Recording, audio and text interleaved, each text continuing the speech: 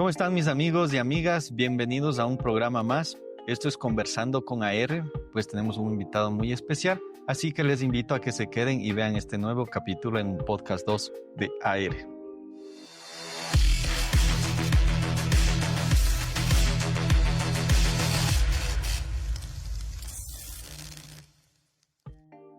Tengo a mi lado mi gran amigo Luis Moyano, quien es un ingeniero mecatrónico y en esta ocasión nos va a compartir sus anécdotas, sus vivencias, cómo ha sido su trayectoria en el área de tecnología. Recordando que, amigos, este espacio es para conocer la parte más humana de todas las personas que trabajan en el área de tecnología, pero que desconocemos dentro de su día a día. Bienvenido, Luis, ¿cómo estás? ¿Qué tal, Alexander? ¿Cómo estás? Un gusto poder estar aquí. Y como ven, es muy interesante, ¿no? A veces en todos los podcasts pues hablamos mucho de tecnología, así, pero es interesante saber cómo nacieron, cómo crecieron y cómo llegaron hasta el punto que estamos hoy día, que creo que va a ser lo que vamos a ver hoy día. Luis Moyano, en su niñez, ¿le llamaba o no la tecnología? De niño siempre tuve como que una tendencia a los juguetes que tenía, pues desarmarlos. Claro que no lograba armarlos, pero siempre hubo como que ese interés de saber qué era lo que tenía dentro, qué era lo que le llevaba tal vez a moverse. Me acuerdo tenía una grúa mecánica, una palita mecánica, que la desarmé en su momento, luego me sobraron tornillos, no sabía cómo armarla, pero siempre fue como que desde ahí esa inquietud de saber cómo funcionan las cosas, qué hay detrás, qué hace que se mueva, qué es esta que luego descubrí que sería la energía, electricidad y demás que conocemos pues. Entonces desde ahí parte tu interés por la tecnología. Exacto, desde ahí fue como que los primeros indicios donde tuve curiosidad de saber qué era esto. ¿De ahí a dónde evolucionó? Luego ya más avanzado junto con mi papá, pues de él le gusta bastante desarmar los carros, del mismo arreglarlos, conocer, ser curioso. Entonces siempre yo estaba pues ahí, ¿no? Ayudándole en ese rato como que pasando una herramienta o así. Entonces me comenzó incluso a llamar más la atención porque ya no era un juguete lo que desarmamos, sino ya era un automóvil real. Claro que en ese rato pudo haber sido algo muy simple como que cambiar una llanta o cambiar algunas pastillitas, pero ya era la intención que veía que se podían conocer mucho más a profundidad. Cuando ya descubriste esta inclinación, ¿no es cierto?, donde llamaba la atención, la curiosidad, que por ahí compartimos eso, Luis Moyano, ¿en dónde entra a estudiar? ¿Dónde estudiaste? Claro, desde ello siempre me aventé por la física. Claro que estudiar física no es lo mismo que ver, desarmar y así, ¿no? Es como que ya cuando se metió un poquito los números, parecía un poco más difícil en ese entonces. Pero luego entré a estudiar en la Universidad de las Fuerzas Armadas, la ESPE, la carrera de Ingeniería Mecatrónica, donde toda esa física, esos números que al principio parecían difíciles, pues llegué a ver que solo con repasar y estudiar, pues era o se volvía algo muy sencillo. Y detrás de todo eso se podían entender todos los principios de funcionamiento de cada una de las cosas, no solo de tal vez un juguetito, sino de incluso cómo funciona un avión o cómo se mueve un avión en el aire, que es muy interesante, ¿no? Cuéntanos, ¿cómo fue esa experiencia? Ya que partimos desde la niñez, que te llamaba bastante la atención, prácticamente ya en la universidad estabas aplicando ese gustito que nació desde niño. ¿Cómo crees que empezó esa experiencia ya en la universidad? La verdad es que la carrera me gustó porque era muy versátil, ¿ya? Entonces, al ser mecatrónica, tú unes conocimientos de varias ingenierías, como es la ingeniería eléctrica, electrónica, mecánica, automatización y demás. Entonces, todo eso logra hacer una sinergia. Entonces, podías ver que si te gustaba un poquito más la parte electrónica o si te gustaba un poquito más la parte mecánica, entonces te abría una amplia campos, por así decirlo, en los cuales tú podrías ir diciendo, no, me gusta más la partecita mecánica, no, me gusta más la partecita electrónica. Y ahí fue como que más interesante porque mientras más comencé a estudiar, mi papá siempre tuvo gran afán por la parte mecánica, pero la parte electrónica casi no la conocía mucho. Ya entiendo. Entonces, cuando yo ya comencé a ver la parte electrónica, los fundamentos, los principios, dije, el carro debe de basarse en los mismos principios de la electrónica básica. Entonces, desde ahí me acuerdo que ya una vez en nuestro carro no funcionaba el limpiaparabrisas de atrás. Ya, sí. Entonces comencé a investigar, a verle y resultaba que había sido solo una resistencia que se había quemado. Entonces fue como que todo el conocimiento que iba adquiriendo, pues iba teniendo curiosidad entre cómo se iba aplicando, cómo lo podía ver, cómo lo podía tener. Desde tu punto de vista y ahora como profesional ingeniero mecatrónica, ¿Cómo se define qué es la mecatrónica? Esa es una parte muy interesante porque muchos piensan que yo tengo tal vez 3 ingenieros, del electrónico, el mecánico y el de sistemas, y me ahorro los 3 y pongo un mecatrónico. Ajá, sí. No es ese el principio. El principio de un mecatrónico es hacer una sinergia, porque hay muchas veces que lo que abre el eléctrico no entiende lo que abre el mecánico. Porque a veces pueden que sean cosas sencillas o básicas que dicen, no, yo quiero mandar un cable mucho más potente, y el mecánico dice, no, porque eso en la rotación no va a aguantar. Entonces el mecatrónico nos llega a hacer esa sinergia como que en el equipo, para decirle, no, mira, yo puedo hacer esto en la parte eléctrica, esto puedo hacer en la parte mecánica, y así poder tener una interacción en el equipo. Donde se ve mucho más, porque este principio nace bastante desde Japón, ahí donde interactúan bastante en la robótica. Entonces, en la robótica tengo que tener parte mecánica, parte eléctrica y conocer de todos los campos para poder hacer esa integración. ¿Alguna vez tú concursaste en algún proyecto de robótica, por así decirlo? Sí, estuvimos en varios concursos de robótica. Hubo un tiempo en el que se cerró en la ESPE, por lo cual no pude como que desarrollarme un poco más. Pero en los torneos que hacían internos, pues sí participábamos haciendo los robotcitos seguidores de línea y demás. Como te dije, por ese tiempo que se cerró no era como que se impulsó mucho más, pero en los proyectos, talleres de algún curso o algo siempre nos impulsaban a hacer ese tipo de robots. Si es que Luis Moyano no hubiera seguido mecatrónica, ¿qué es lo que hubiera seguido? Otra de las ideas que a mí siempre me gustó, pues era la parte de docencia. Esta parte de enseñar, de poder lo que tú aprendiste en algo transmitir a los demás, era algo que yo tenía. Y en su momento es como que yo dije, sí, puedo también dedicarme a la docencia, pero vi que también me gustaba lo otro. Entonces dije, yo no, puedo tener la ingeniería mecatrónica y eso también aplicar como para luego ser docente, poder transmitir el conocimiento. Y fue uno de los campos que, bueno, en mi trabajo actual lo he estado aplicando. ¿Tú le viste una particularidad difícil en la carrera de mecatrónica? ¿Y cuál sería como que dijiste, esta parte en cambio me gusta? Más que difícil, al comienzo, como cualquier ingeniería, creo que lo que más se hace difícil son las matemáticas, que con el tiempo, pues bueno, ya se ve que solo es repasa y repasa y repasa, es básicamente un proceso repetitivo que nos ayuda a tener esa experticia. Una de las partes que tal vez a mí se me hizo un poco complejo fue control digital, que ya nos metíamos con un poco los circuitos y demás, ya ves que por ahí algo no funcionaba y así, o las lógicas que teníamos que tener. Como que se me llegó a hacer un poquito difícil en su momento. De ahí algo que en cambio me encantó fue el diseño 3D. El modelado y diseño 3D fue una de las cosas que más me encantaron ahí. Lo apliqué bastante tiempo, tanto orgánico como inorgánico, y como diseñar una pieza, como diseñar una casa. Entonces es muy interesante todo lo que se puede hacer en diseño, porque era lo que tú tienes en tu mente, poder plasmarlo, poder diseñarlo a tu medida. ¿Y qué recomendación nos darías a las personas que están empezando en mecatrónica y muchas de las veces se desaniman por esa carrera? Ya, una recomendación es que algo que recuerdo de mi profesor, el primer semestre que entré, me dijo, esta carrera no es una carrera de velocidad, es una carrera de resistencia. Porque sí, la carrera es difícil, o sea, hay veces que hay materias que son complicadas, toca darle más esfuerzo, toca meterle más ánimos, pero a la final no es nada imposible. O sea, todo se puede practicar, todo se puede salir, todo se puede aprender. Es solo las ganas que nosotros tenemos para poder alcanzar nuestras metas. ¿En tu universidad tenían clubes como en la mía? Y cuéntanos, tal vez tuviste alguna experiencia en esos clubes. Esta parte es muy importante porque todas las actividades extracurriculares que se hacían, pues incluso sumaban o daban un plus para la carrera. Por ejemplo, yo tuve la oportunidad de participar en un proyecto que era del iGEM, el cual tenía, o sea, el iGEM es básicamente biología sintética, toda la parte de biotecnología. Pero ahí estábamos implementando para poder hacer equipos de biotecnología a bajo costo, que fue en lo que participamos. Gracias a eso nosotros tuvimos la oportunidad de viajar a Brasil a representar al Ecuador, ganamos medalla de oro en algunos aspectos, y nuestro proyecto, aunque piensan que el Ecuador no tiene tecnología, pues quedó entre los 5 mejores a nivel mundial.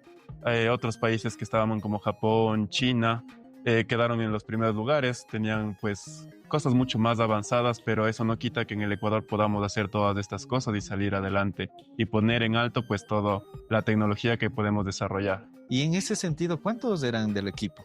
Éramos bastantes, alrededor de unas 25 Ah, personas. eran Era un bastantes. equipo multidisciplinario, no solo eran mecatrónicos, sino eran biotecnólogos, mecatrónicos, electrónicos, de sistemas, pero todos aportábamos de diferentes maneras para poder hacer que el proyecto crezca. Yo recuerdo, ¿no? En mi caso, cuando en estos concursos uno se va, en verdad se pasa malas noches, madrugadas, a veces ni come ni nada. Pero quisiera que me des esa respuesta de cómo fue al final cuando ya el jurado te dice, ustedes ganaron, así. Creo que se va todo ese malestar, el cansancio y todo eso. ¿Cuál sería la sensación que tú nos podrías transmitir o compartir? Claro, bueno, aquí lo chévere fue que había un tiempo donde tú tenías que dar todo de entregables antes de pasar a la etapa de calificación e incluso antes de viajar allá a representar, porque básicamente allá en el viaje era como que para presentar a los ganadores lo que es lo que fueron haciendo. Ah, ya, ya, Entonces, ya. cuando nosotros ya terminamos de presentar, me acuerdo que fueron una semana que no alcanzamos a dormir porque ya tocaba acabar todo, finalizar, tener ya esto listo y demás para poder ya entregar.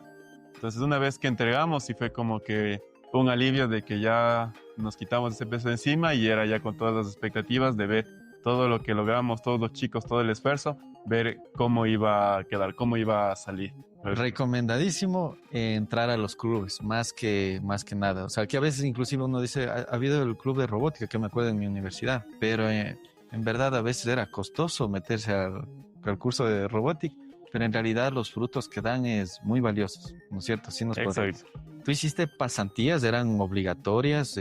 Bueno, obligatorias han de haber sido en la parte ya universitaria. ¿Cómo fue esa parte? Ya un poquito ya saliendo a la parte laboral. Yo hice pasantías, mis primeras pasantías que tuve fue en la empresa SKP 3D. También agradezco a ver que me dieran la oportunidad, pues ahí aprendí a todo lo que sería el tema de impresiones 3D, desde el mantenimiento, armar las modelos. Es muy interesante, hay impresoras gigantes que pueden hacer incluso letreros. Todo ese mundo de la impresión 3D es una maravilla.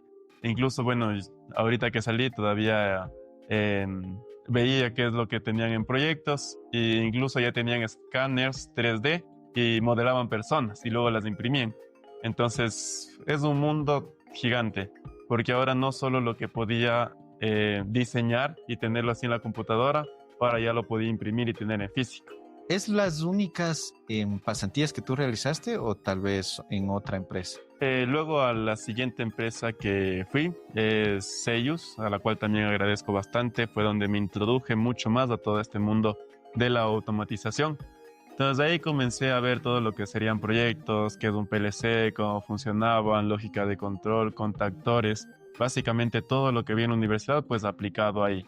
Y aquí era muy interesante porque en la empresa todos eran ingenieros eléctricos o electrónicos. Entonces muchos no conocían la parte mecánica. Claro. Y como te dije, cuando llegué era como que tenían un proyecto en donde tenían que hacer una transmisión de fuerza, pero nadie conocía mucho cómo hacer esa parte mecánica, por más que lo investigaban o así, no tenían. Entonces esa fue una de las formas por las cuales me dijeron, no, ¿sabes qué? Queremos que también formes parte del equipo. Tus conocimientos en la parte mecánica pues nos pueden ayudar en varios de los proyectos que nosotros hemos tenido dudas. Y así fue como comencé un poquito aquí en esta empresa de sellos. ¿Cómo fueron tus primeros pasos? ¿Qué es lo que primero se te hizo un poquito difícil ya entrar a la parte laboral? Un poquito difícil como cuando comencé era que a mí en la carrera, en la parte de electrónica, me daban hasta cierto punto, como por decir, programar hasta el PLC. Okay. Pero luego el siguiente nivel era programar lo que sería un sistema SCAD, donde yo tengo que modificar las variables, llevarme las variables al software y tenerlas. Entonces mis compañeros que eran electrónicos, ellos como ya lo vieron, se les hacía un poco más fácil eso. Pero no es que era difícil, no es que era imposible. La verdad que aprenderlo y tomarlo pues no me costó mucho, pero sí hubo como que esa diferencia. O sea, los electrónicos lo podían hacer un poquito más rápido, pero luego al final lo terminamos haciendo al mismo nivel. Es una de las versatilidades que creo de la carrera, que es muy fácil para nosotros como que adquirir ese nuevo conocimiento. El trabajo que desarrollabas en conjunto era más tal vez administrativo, oficinas, obviamente de software, o era ya fuera en campo, o era equitativo. Compartíamos la parte tanto de diseño como la parte de implementación al inicio. Luego, cuando ya fui pues avanzando más en la empresa, dijeron que podía yo hacerme cargo como que de una línea que era básicamente la automatización de edificios, en donde incluía varias cosas. Fue como que uno de los primeros lugares donde intervinieron las cámaras o todo este tema de la seguridad, Ujú. básicamente en mí. Pero yo ya me hacía cargo de esos proyectos, yo los dirigía, yo con mi equipo los íbamos y los implementábamos, entonces ahí fue como tuve ese crecimiento. Sí había veces que se alargaban los proyectos de sellos, o sí era como que no, ya mañana continuabas el trabajo, o sí les tocaba amanecer. Cuando estábamos en la parte de diseño en la oficina, pues sí teníamos nuestro horario y si teníamos que hacer el diseño el siguiente día, lo hacíamos. Pero cuando estábamos en campo, siempre intentábamos ser lo más efectivos posibles, porque a la final todo ese tiempo se traducía en dinero. O sea, a veces quedamos un día más, era un día más de hotel, un día más de comida, entonces siempre intentábamos ser lo más eficientes. Desde el inicio, pues tener la lista de actividades, planificación, materiales, equipos que se va a desarrollar, llevar los equipos configurados para ya desarrollar o ejecutar el plan de acción ya previamente diseñado y hacerlo lo más efectivo posible. ¿Cuál crees que te llevas de este anterior trabajo, sellos? Algo enriquecedor. Lo más enriquecedor que yo podría tener dentro de sellos pues fueron las enseñanzas que me pudo dar mi jefe en ese entonces mi jefe Luis Urbina, que también le agradezco bastante. Él tenía un carácter muy fuerte, pero él me enseñó cosas que no te pueden enseñar en la universidad, como ser más eficiente, qué hacer si hay un problema, cómo vas a resolver un problema, qué es lo que tienes que hacer, cuáles son tus opciones. Entonces, esas cosas que en la universidad básicamente no te dan porque son cosas muy técnicas, yo aprendí bastante de él. Luis, una vez que acabaste del trabajo con la marca Seiyus, ¿dónde tú pasaste a laborar? ¿Cuál sería el siguiente paso? En Seiyus, una de las últimas etapas que tuve fue justamente salir en proyectos de cámaras. Entonces comencé ¿Ya? a investigar, sabía las marcas que se movían en el mercado, entre una u otra, y trabajé varios proyectos ya con la marca Haivision. Cuando yo vi la publicación, pues postulé.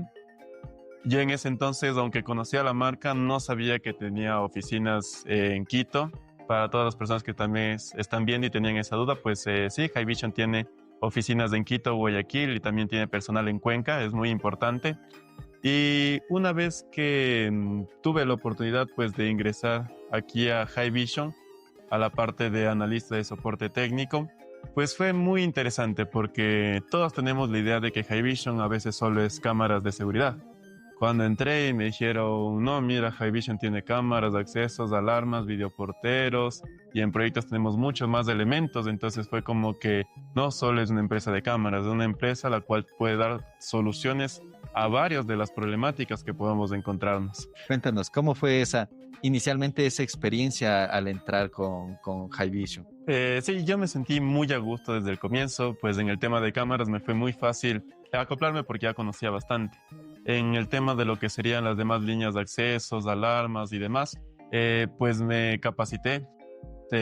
Todas las noches cuando inicié me quedaba un poco más tarde pues aprendiendo, adquiriendo ese conocimiento para luego poder ver cuál era la mejor solución, probar nuevas funcionalidades y demás. Entonces, siempre me sentí muy a gusto aquí en Haivision. Cuando llegaste a Haivision, ¿cuáles fueron tus primeras funciones? Mis primeras funciones cuando llegué fue básicamente encargarme de un soporte a nivel 2. A veces puede que haya una confusión que dice, no, Haivision tiene soporte directamente desde fábrica, pero hay como que una jerarquía en los soportes. Qué interesante. Entonces, nosotros como marca pues damos un soporte nivel 2, tanto como a mayoristas o tal vez cosas en específicas. Por ejemplo, yo que sé, tengo una alarma que me dicen que se vincula con una cámara y la prueban y algo pasa y no se vincula.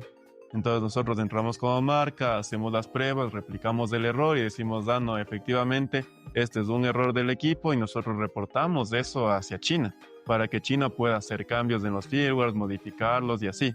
Entonces ese es como el primer cargo o la primera actividad que tengo en esa parte. Y la otra actividad, pues, es toda la parte de capacitaciones. Nosotros creemos firmemente que uno de los principales o de los pilares fundamentales en esta industria es la capacitación y el conocimiento. Y lo que hace Haivision, pues, es dar las herramientas o facilidades para que todos los instaladores que quieran conocer más sobre cada uno de estos temas, características, cómo yo puedo generar más ingresos o plataformas, pues lo puedan hacer con todo este conocimiento que nosotros impartimos en talleres, en charlas, en webinars, en productos, porque siempre el conocimiento va a ser lo que te genere que luego ellos digan, ah, no, mira, yo puedo instalar esto, yo estoy certificado, yo le puedo dar un mejor servicio a mi cliente, y eso incrementa pues toda una cadena de valor. ¿Cómo crees que ha sido tal vez un poquito difícil adaptarse en este campo de tu área Haivision de soporte? ¿O ha sido como que más fácil en base a todo lo que anteriormente ha sido los conocimientos adquiridos? Ya, en cuanto a conocimientos, pues me fue muy fácil gracias a todo el conocimiento previo y anterior, incluso al mismo principio desde la universidad, que todo en base a constancia y esfuerzo pues se puede aprender, adquirir todos estos conocimientos. Pero, por ejemplo, hay ciertos puntos los cuales son más difíciles de adquirir y no tienen que ver con la parte técnica. Aquí me tocó desarrollarme bastante en lo que son las capacitaciones. Entonces, a veces el manejo del público, el dominio, fueron habilidades que las fui desarrollando con el tiempo, ¿ya? Porque aunque yo me dedicaba bastante a la parte técnica, no es lo mismo ir a una capacitación, transmitir todo ese conocimiento. Las primeras veces que yo di una capacitación, pues yo iba, daba la capacitación al frente, enseñaba cómo se hacía, les preguntaba si me seguían, y luego resultaba que terminaba y todos se habían quedado en el primer paso. Entonces, una de las filosofías, o bueno, que yo siempre apliqué luego de eso es que no, aunque yo me demore un poquito más, pero todos van a tener el conocimiento, todos van a lograr hacer la práctica, todos tienen que salir aprendiendo eso, porque para eso es lo que vienen, no vienen acá como que a 2 horas a ver qué es lo que hay de nuevo, sino que todos logren hacer la práctica. Y justamente quería entrar en ese tema porque obviamente un ingeniero como tal no está muy acostumbrado al público, ¿no es cierto? No es como otras áreas o otras carreras. Y recordando eso que tú me dices la primera vez que tienes esta anécdota, ¿dónde fue? ¿Aquí en la ciudad de Quito, fuera de la provincia? Y en ese recuerdo que fue tu primera vez, ¿te daba un poquito de nervios o no fue? Sí, la primera capacitación que yo tuve que dar básicamente solo fue en la ciudad de Ibarra. Entonces era como que me dijeron, vas a tener un tiempo en el que te vas a capacitar, te vas a preparar, pero coincidió que la persona que daba esa capacitación se fue a China, entonces me dijeron, ya te toca. Entonces fui. Lo primero que se salió mal pues fue la red. La red siempre es un problema cuando están dando una capacitación, es lo que primero se tiene que solventar.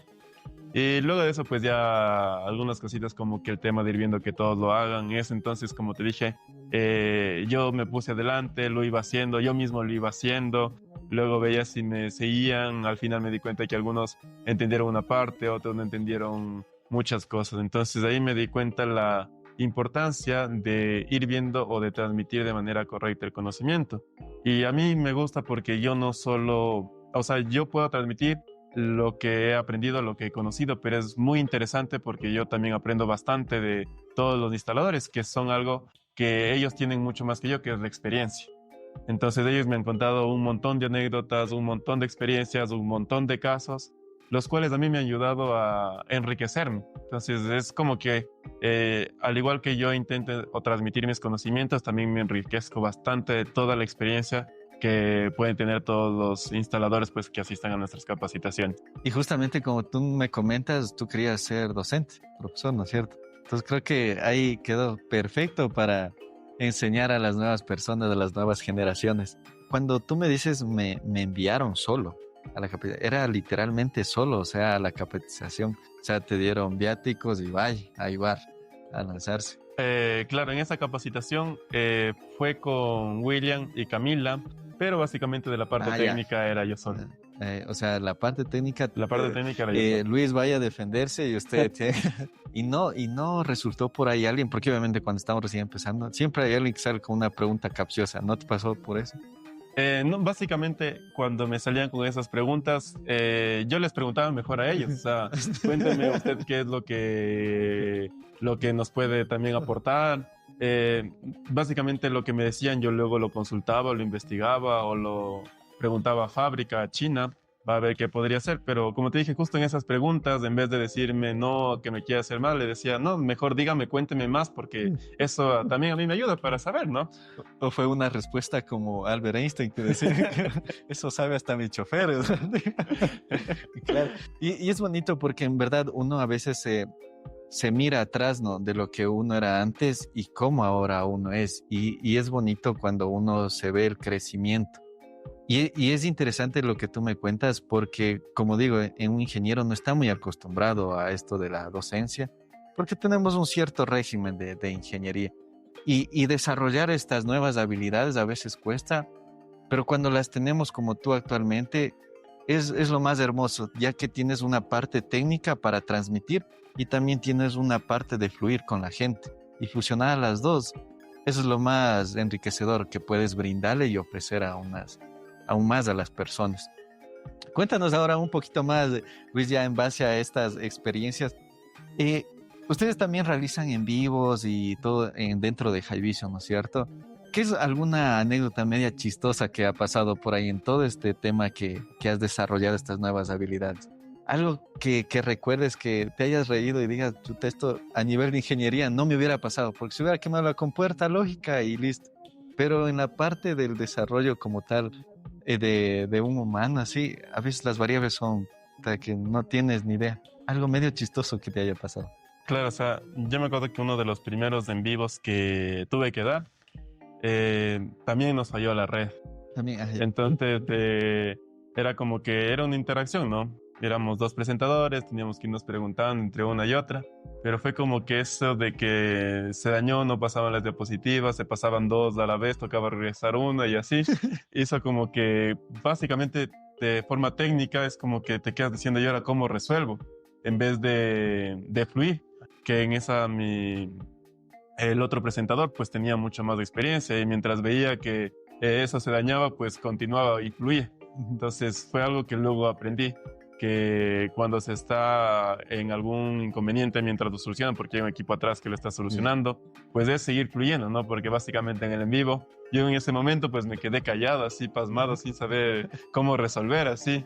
Mientras mi compañero venía a salvarme, me decía, no, miren, vamos a hacer esto, recuerden que tenemos esta dinámica, tenemos estas aplicaciones, no se olviden de los talleres de Hivision, que pues luego ya pude tener esa habilidad más adelante. Y es chévere porque justamente yo eso converso con mi amigo Eri, que le sé decir, vamos a improvisar, se decía yo, ¿no? Improvisemos, porque en verdad, justo vamos a una parte que quiero preguntarte, es el hecho de que los problemas siempre van a haber. O sea, decir que chuta, nos salió la instalación de que hoy a mañana, es verdad, puede ser que sí, pero hay un factor en esa ecuación que es, nunca sabes, pueden ser aspectos que no dependan de ti y se agrande un problema.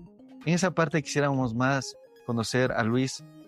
Cuando hay problemas de este tipo que son imprevistos, problemas de la red, como tú nos comentas, yo que sé, un equipo vino por defecto de fábrica, ¿cómo Luis Moyano lo maneja la solución de esos problemas? Luis Moyano resuelve.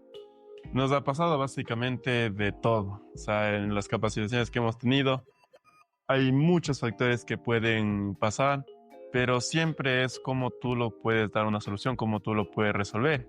Entonces es primero estar calmado y buscar todas las variables y las opciones que nosotros podamos tener. A veces ha habido 12 de la noche que estamos ahí y ¡pac! Se terminó de dañar la red. En ese rato ver dónde buscar un router, ver dónde está un punto de red más cercano, si creamos otro patchcore, si movemos esto, si movemos la capacitación a otro lado. O sea, ha sido una inmensidad de cosas, pero a la final siempre hemos podido dar una solución efectiva para todos estos problemas. ¿Cuál vendría a ser una aspiración, una meta, un sueño de Luis Moyano en la actualidad? ¿Hacia dónde va Luis? El objetivo siempre es seguir creciendo, permitir que ir a otros lugares, a otros países, con este mismo conocimiento, si es que nos permiten, pues hay también un equipo de la TAM, justamente hay compañeros que están pues dando capacitaciones ya a nivel de países. Ah, ya. Entonces es muy interesante hasta dónde se puede crecer. ¿A qué país te gustaría llegar? Es uno de los países grandes que pues tiene aquí, pues es México, es un mercado pues muy grande que Haivision ya tiene desarrollado, pues allá tienen incluso otros productos que tal vez para acá Latinoamérica no se han abierto, no se han dado apertura. Entonces es muy interesante también llegar a conocer todo eso, llegar a conocer otras culturas, básicamente siempre es ver hacia adelante, siempre es ver más allá y tener sueños de hasta dónde se puede llegar, que poco a poco se los puede ir cumpliendo. El futuro como tal de Haivision. ¿Qué es lo que se viene para este 2025? ¿Qué es lo nuevo que nos podrías dar como primicia? ¿Qué es lo que se viene? Bueno, para este 2025 pues se vienen muchos equipos ya que nos van a poder ofrecer nuevas variantes, nuevas tecnologías, tanto como en cámaras, como en controles de acceso y demás. ¿Y qué se viene? Bueno, y tomando un poquito la palabra anterior de tal vez cuál sería uno de los sueños o aspiraciones, es que poco a poco con la tecnología pues podamos hacer un mundo mejor. ¿Qué es lo que se busca? Básicamente hay una frase de Pedro Arrupe que me dice: me rehúso a creer que cuando me vaya el mundo no haya cambiado.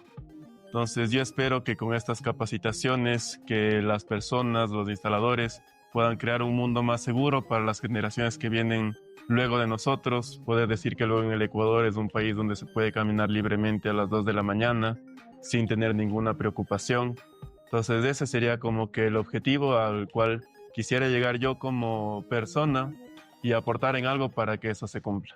Recuerden, amigos, que muchas de las veces el ingeniero, el técnico que muchas de las veces capacita, el que instala, el que integra, no nos damos este tiempo de escuchar estas lindas palabras que nos dice Luis, una persona muy leída, que no vemos ese tras del telón de la persona como tal. Y qué bonito conocer cómo es la parte humana del técnico, cómo son los sueños de Luis al querer ver un mundo mejor gracias a la tecnología, que en realidad esa es la idea en sí de todo esto. Buscar mejorar la vida, la existencia de personas que pueden ayudarse con la tecnología. ¿Qué recomendación podrías dar tú como persona en esta área de tecnología? ¿Por qué te digo esto, que nos ayudes? Porque ha sido muy enriquecedor tu presencia, ya que tú eres ingeniero mecatrónico. Y muchas de las veces los que están dentro de este ámbito no necesariamente son ingenieros, pero como tú gozas de muchos conocimientos, ¿qué recomendación podrías darle a la gente? La perseverancia, adquirir cualquier habilidad no es cuestión de que si soy apto, de si no soy apto, sino es de cuán perseverante somos nosotros. Otro de los puntos fuertes que se puede tener son los hábitos. O sea, si yo quiero aprender algo, yo cojo, cambio mis hábitos, me pongo una meta, me digo, no, yo voy a hacer ejercicio todos los días a las 6 de la mañana a levantarme. Y eso lo voy cumpliendo. Y poco a poco, todas las metas, y es una frase que me gusta mucho, todas las metas o lo que somos el resultado de nuestros hábitos y de lo que hacemos diariamente.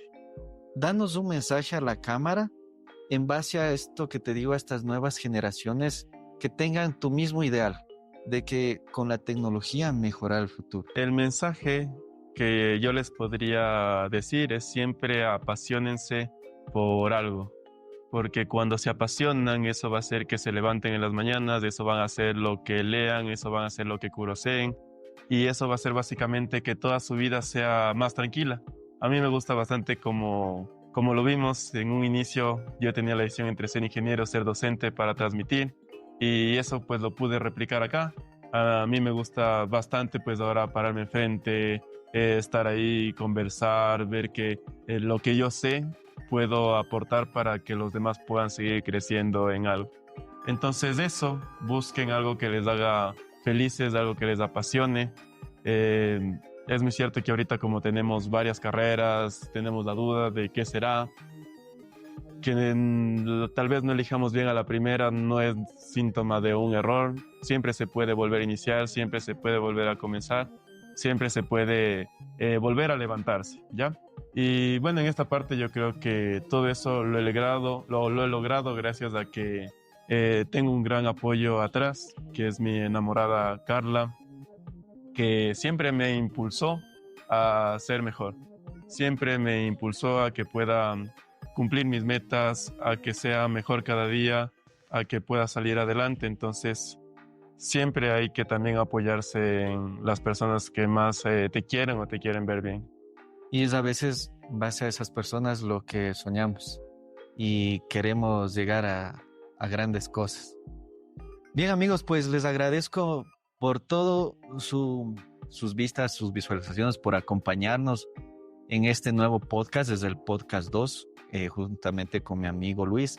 Y han sido palabras muy enriquecedoras, como yo vuelvo y repito, porque muy atrás de ver al técnico, integrador, instalador, es conocer un poquito más a fondo. Luis nos ha compartido bonitos mensajes, que es no solamente para los técnicos, sino para las nuevas generaciones que vienen o para las generaciones actuales que puedan desarrollar esta tecnología como tal. Nuevamente, Luis, te agradezco muchísimo por acompañarnos en este podcast. Como bien digo, las personas que vienen aquí es para sumar desde su punto de vista personal, profesional, humano también. Excelentes palabras de mensajes que he escuchado a ti. Gran profesional y en lo que te conozco una gran persona. Gracias por acompañarnos. Y para ustedes, mis amigos, sigan viendo. Estaremos nuevamente con un podcast, con un nuevo invitado. No dejen de seguirnos en todas nuestras redes sociales, Facebook, TikTok, YouTube, Instagram, todas las redes. Se vienen cosas muy bonitas, muy interesantes. Así que ya saben, amigos, denle like y sigan compartiendo este video. Esto es Conversando con AR y ha sido un gusto transmitirles todos estos conocimientos y brindarles todas estas partes más humanas, más personales que no se las puede ver en un día a día. Gracias por acompañarnos, amigos, y les esperamos en un próximo podcast. Somos Conversando con AR.